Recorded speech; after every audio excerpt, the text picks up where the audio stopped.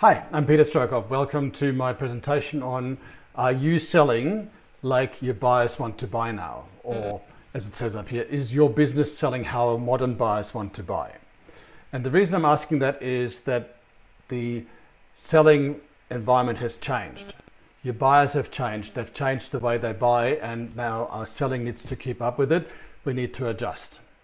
So as you can tell from my accent, I'm actually based in Sydney in Australia, but don't fret, what I'm going to talk about is going to be relevant very much to you and to your business. And I also service clients in West Coast USA and even some on the East Coast in New York State. So you don't worry that because I sound a bit foreign that my talk is not going to be relevant to you. It very much is going to be relevant to you.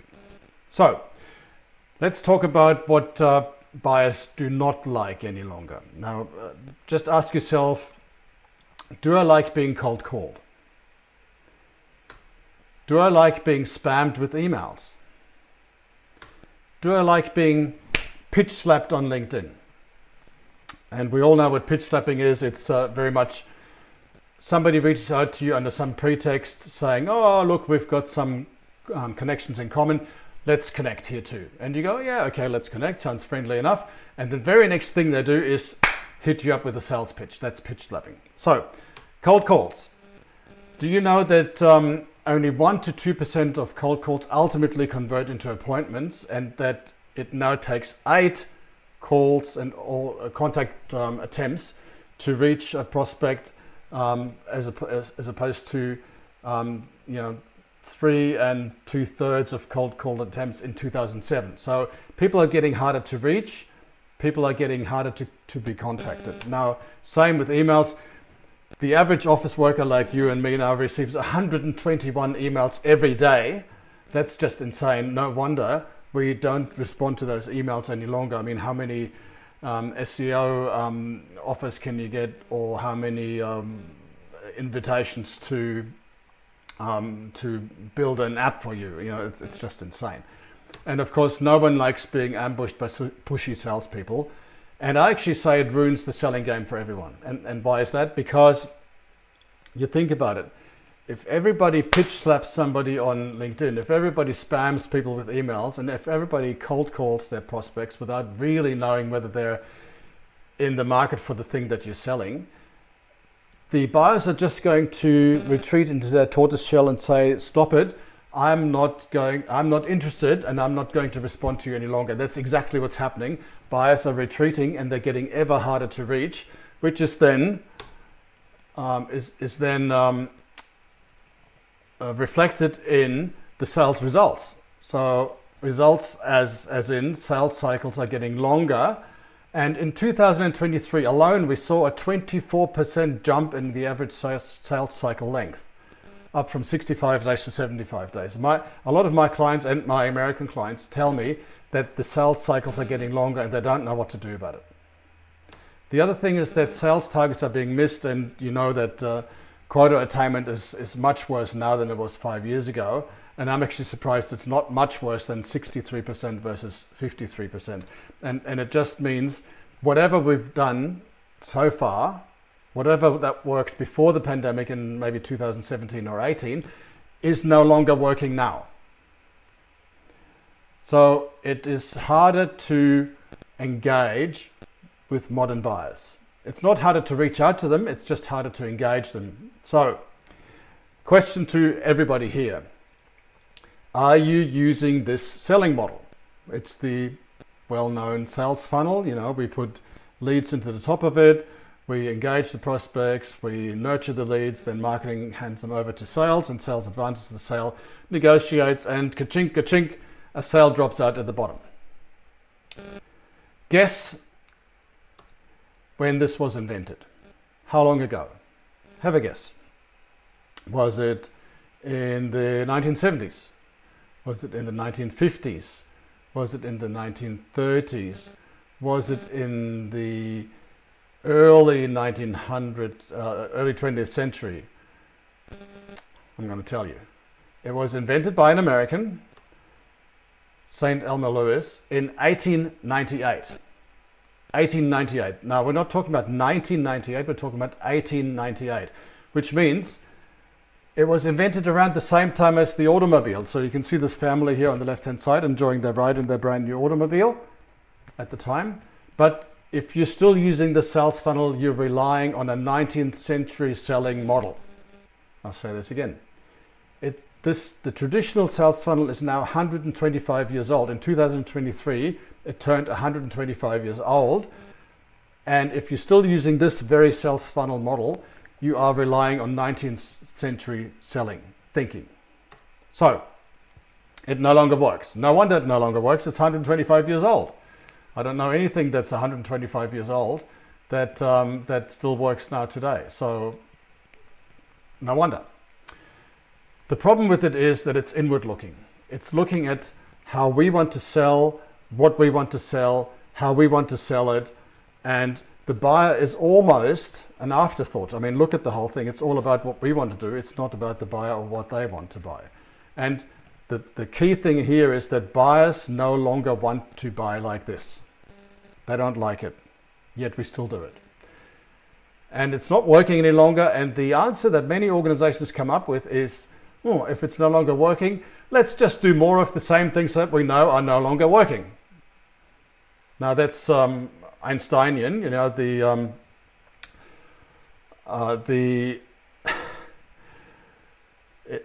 definition of insanity is that you keep doing the same thing and expect a different result.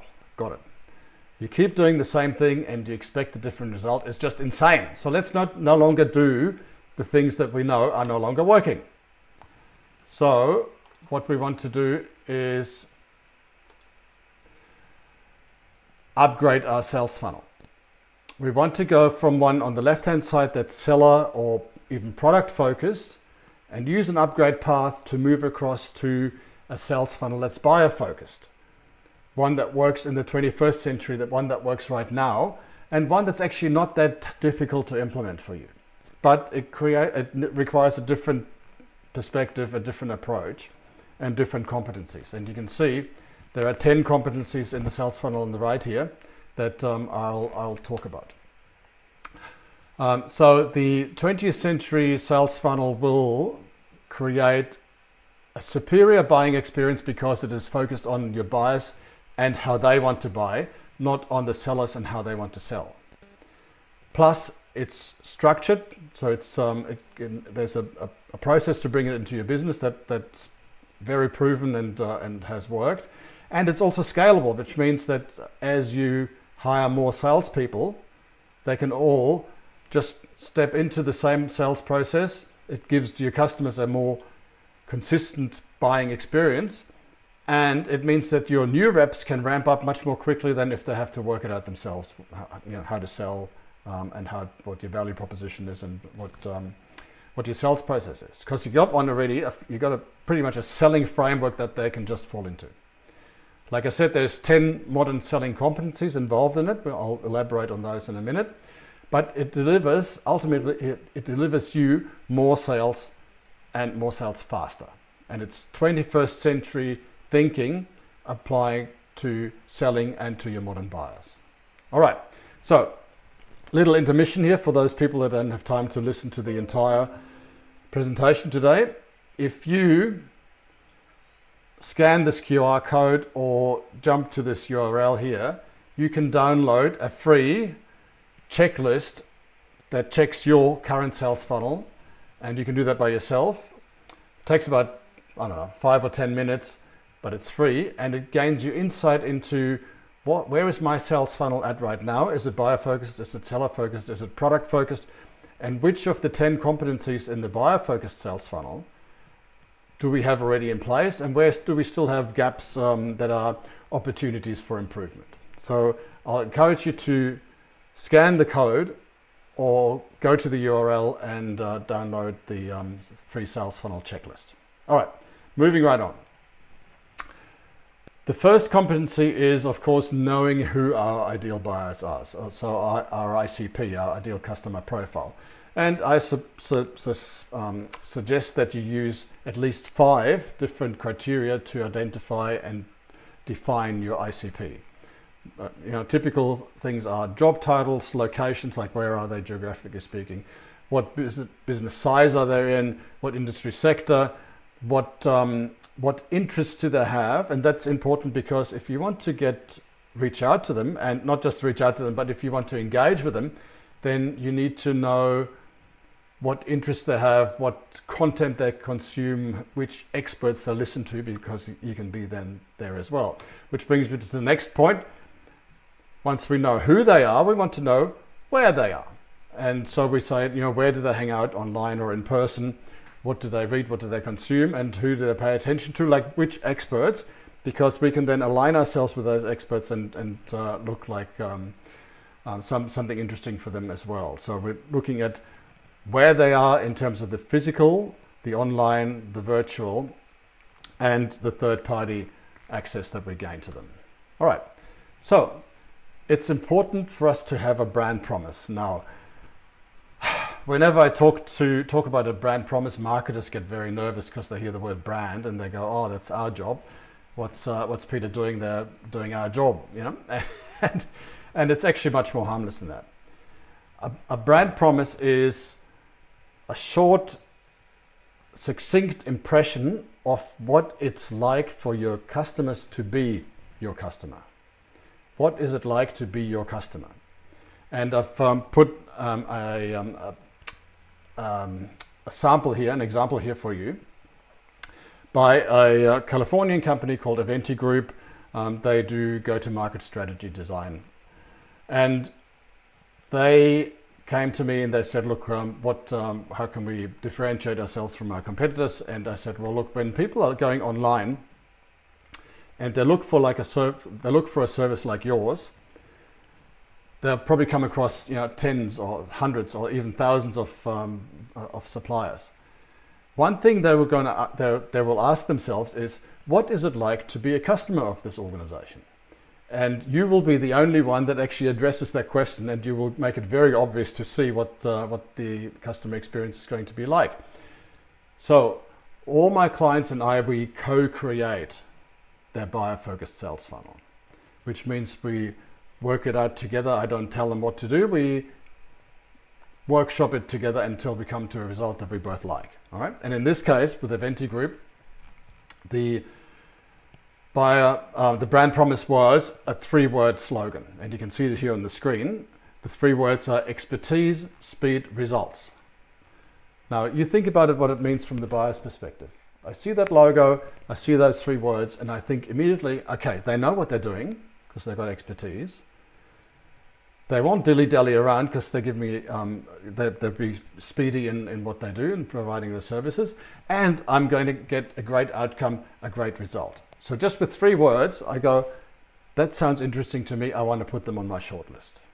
So it doesn't mean that I've made the sale, but at least Eventi has come onto the shortlist, and they're going to be looked at more closely rather than being eliminated in the first stage when Eventi doesn't even know the buyer exists because they're still looking online. I hope that makes sense to you. So it sets up the right buyer expectations in terms of what it's like to be your customer. Nobody does it. I urge you to bring that into your business because it'll make a big difference to your sales and to your inquiries. Next one. It sounds very basic, it sounds very banal, but you need clear products and service descriptions.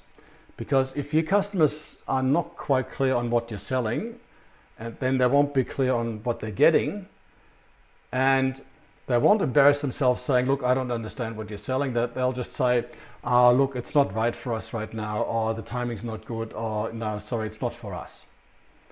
And you will never know why you've lost the sale. So ask yourself, do our customers understand what we do for them? Or do we mainly talk about what we do and not what's in it for them and how we deliver it and what our products look like? So I say a confused mind says no. Don't let them be confused. Be very clear about what your products and services are. Make sense? Next one. A very strong value proposition. And I call it, it's called a unique selling proposition, a value proposition, and also you need to create a killer introduction line that comes from your value proposition. And the value proposition is basically what makes us different compared to our competitors. Out of all the people that you can go to, Mr. Customer or Mrs. Customer, what makes us different so that you choose us, right? And also, how can we convey that difference, that value, to our customers when they first contact us? So I talked about the brand promise before, but the value proposition is different to the brand promise. The value proposition is about what's in it for you, Mr. Customer, whereas the brand promise is about what's it like to be our customer. So I say what we need to do is at the very first point of contact, we don't need to pitch them. We don't need to sell them. We don't need to ambush them. We don't need to tell them how great we are. All we want to do is to show them that we're coming from a position of thought leadership and authority, domain expertise. And we want to say something to them that makes them lean forward. Something that makes them lean forward and say, "Ooh, that sounds really interesting. Tell me more about that." And once they've asked us a question about, "Tell me more about that," they have inadvertently perhaps, but they have given us their permission to sell to them. And that's all we want. We want their permission to sell. We want them to lean forward and say, "Tell me more." We want them to get interested, maybe even just intrigued, and engage with us, because that's how you get engagement. Now, speaking of engagement, what we want to do is do more than just reach out to them. I mean, look, the technology, we can use all sorts of online channels and platforms to reach out to people. Like I said, email, phone, social media, you name it. But buyers don't want to be reached.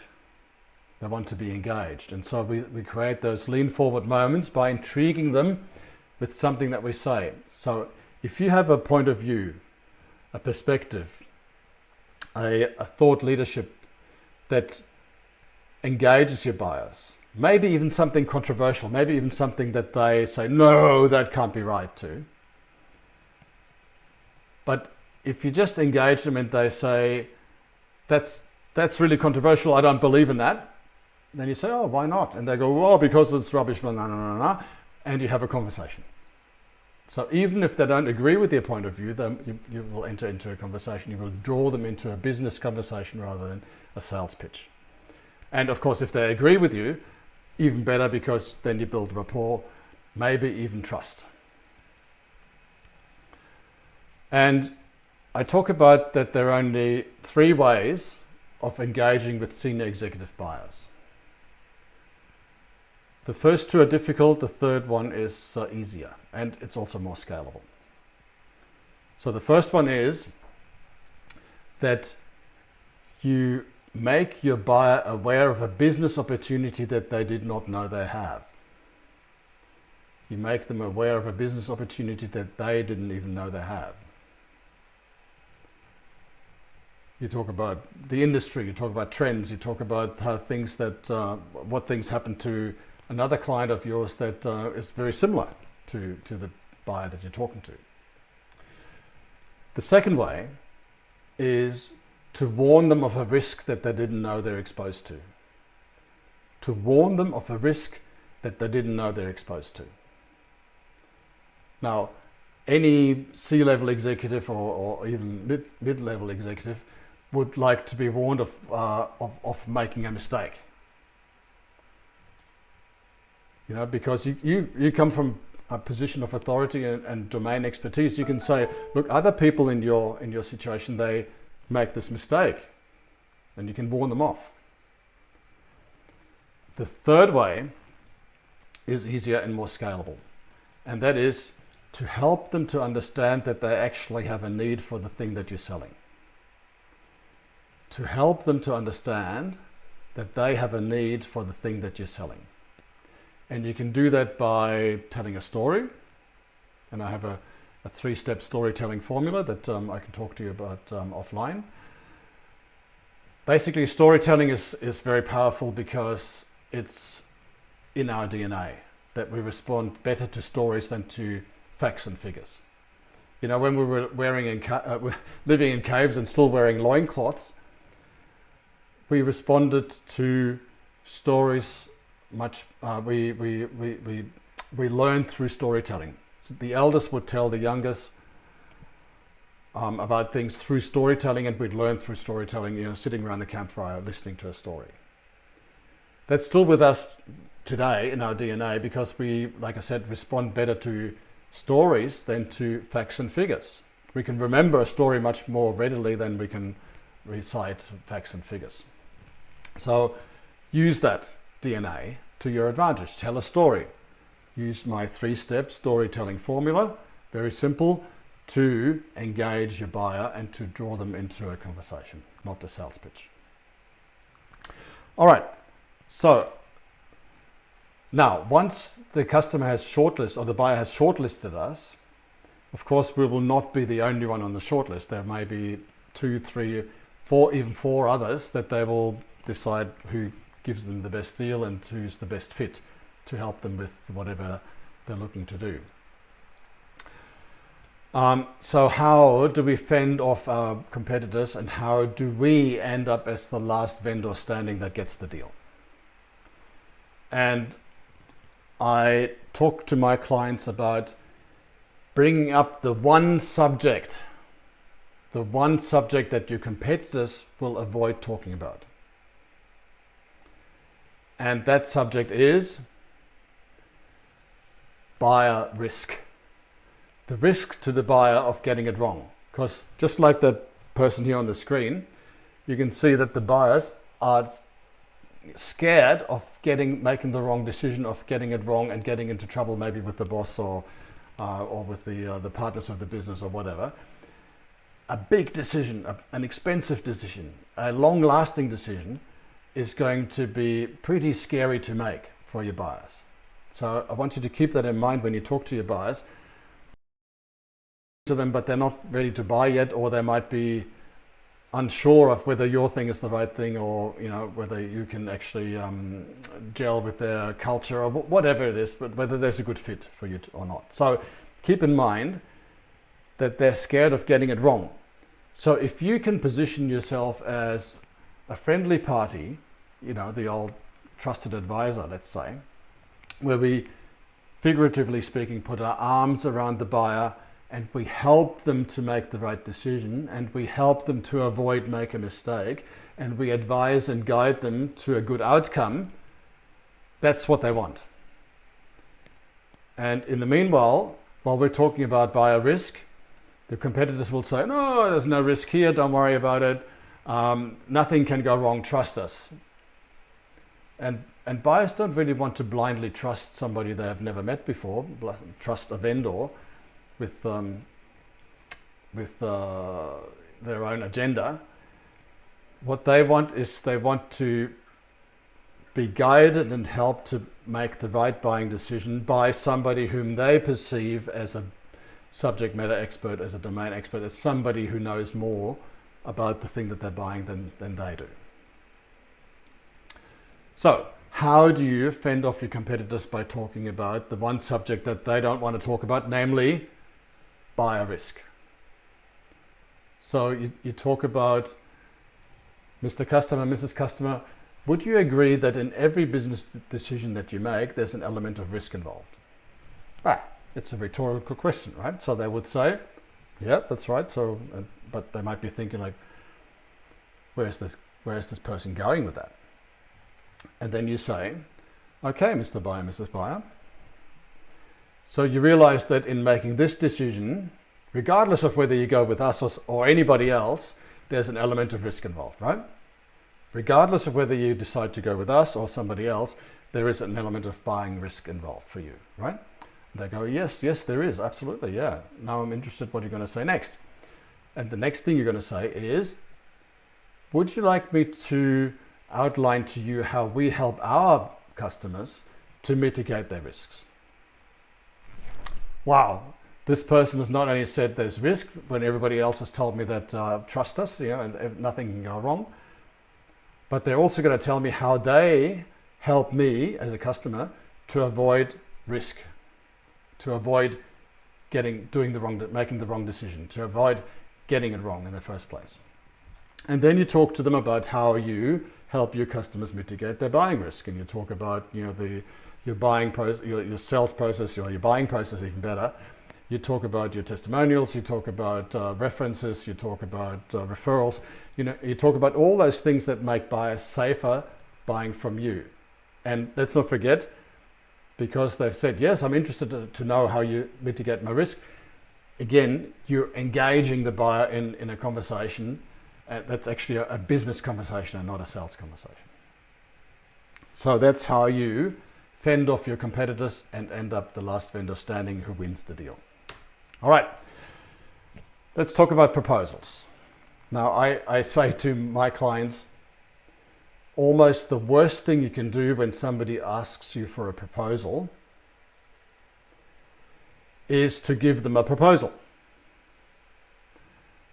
Almost the worst thing you can do when somebody asks you for a proposal is to give them a proposal. Why? Because once you hand over the proposal, you've lost control over the deal.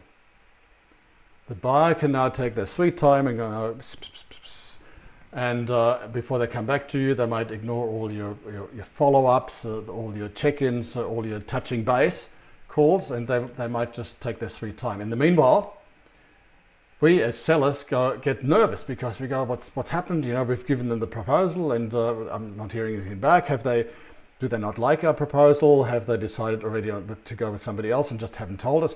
What the hell is going on, right? So let's have a proposal process that mitigates that. So I'm talking about a process here, not the proposal itself. Obviously, what goes into your proposal, the proposal content, is super important.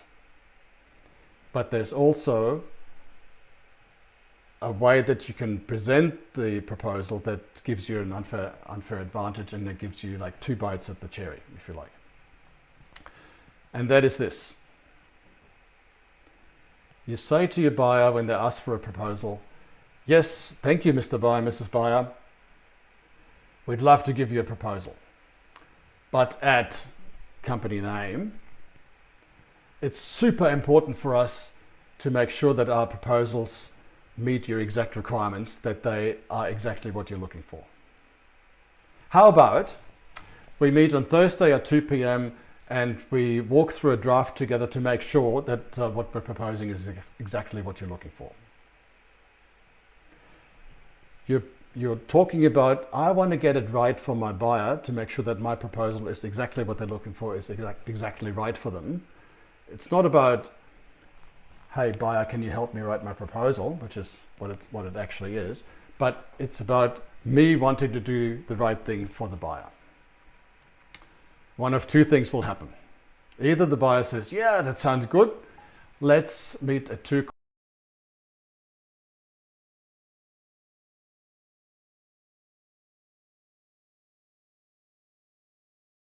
to get it right for them. Brilliant. You qualify that deal in. On the other hand, they might say, nah, that's all right, Peter. Just send it through as it is. I don't need to go and look through it with you. It'll be fine. Now that might mean anything or nothing, but it could also mean that they're not really serious about your proposal. They just want you to be the 3rd quote for them, or that they've already decided to go with somebody else, but they just for probity and governance reasons they need 3 quotes.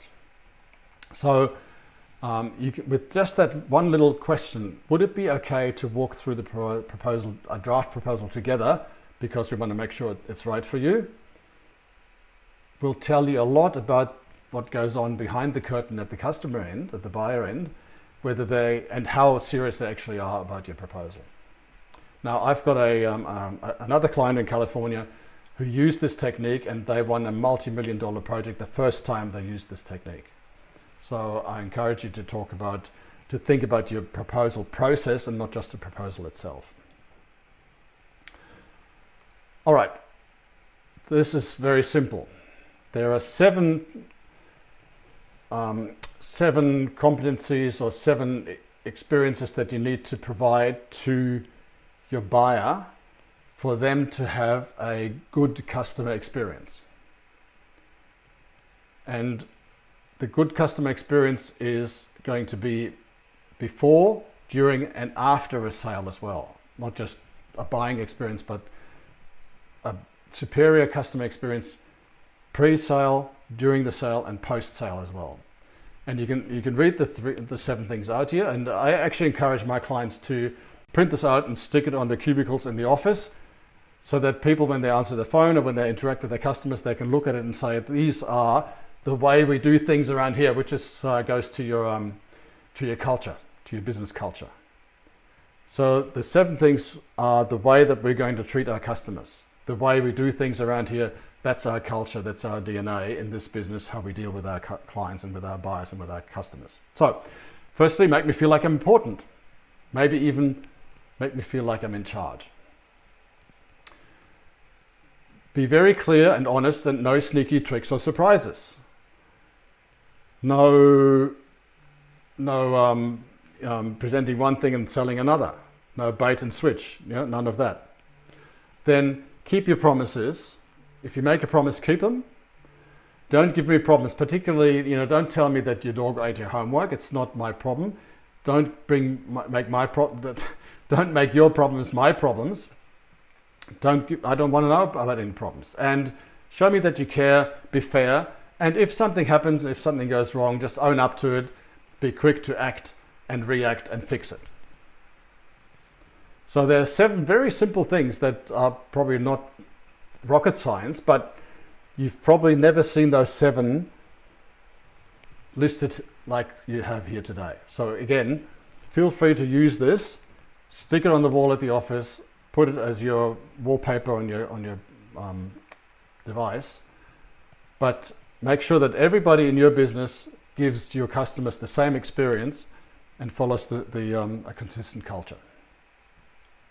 Because that will give you new business and repeat revenue from your existing customers, because they'll be so happy with the experience that you're giving them that they'll come back for more, and they'll be so happy that about the experience that you're giving them, so that they will also refer new business to you. All right. So, and by the way, the previous slide also talks about then how to create referrals. And we know that referrals are the easiest way to generate leads, and they're the most reliable leads that lead to a sale, because somebody else has already pre-qualified you and said, these guys are all right to deal with. I recommend you talk to them. So referral selling is super, super important. Unfortunately, most organizations don't have a referral selling framework or a referral selling process. My clients learn how to build that into their business and get more referrals, measure them, manage them, win them. All right, so the question is, when was the last time you reviewed your sales funnel? Knowing everything that we've talked about here today, isn't it time that you review your current sales funnel to see whether it still stacks up for the modern buyer? So I want you to scan this QR code or go to this URL and access my free sales funnel checklist. This is to help you to identify the gaps in your sales funnel and the areas for opportunities for improvement, shall we say, for your sales funnel. And you and I, we can then offline book a call and talk about your results. And I'll give you half an hour of my time to help you identify how you could do better, what you can do to better engage your buyers at the top of the sales funnel, how to bring them through the middle, fend off your competitors, and then be the last vendor standing that wins the deal, and also gets repeat business from your customers and referrals from your customers, so that you can put new leads into the top of the modern buyer focused sales funnel. So I'm Peter Strohkorb. Please reach out to me. The website link is there. The QR code is there. Do it today, and I look forward to hearing from you. It was great sharing with you the secrets of the buyer-focused sales funnel and how modern buyers want to buy from you now. Over to you. Thank you very much.